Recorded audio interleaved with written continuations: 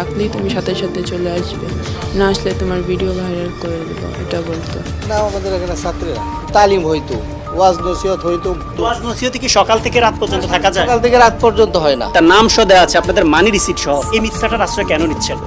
রাজধানীর লালবাগে মাদ্রাসা ছাত্রীকে ক্লাস থেকে ডেকে বিশেষ কক্ষে নিয়ে বেশ কয়েকবার ধর্ষণের অভিযোগ উঠেছে কারি লুৎফুর রহমান নামের এক ইসলামী বক্তার বিরুদ্ধে। এই অভিযোগের সত্যতা যাচাই করতে লালবাগের শহীদনগর ইকরা ইন্টারন্যাশনাল তাহফিজুল কুরআন নুরানি মাদ্রাসায় এটিএন নিউজ টিম।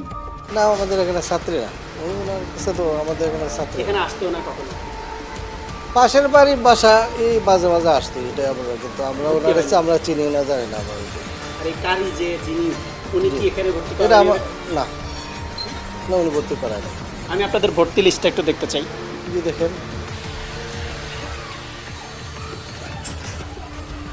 আমাদের ভর্তি হয় না। আমাদের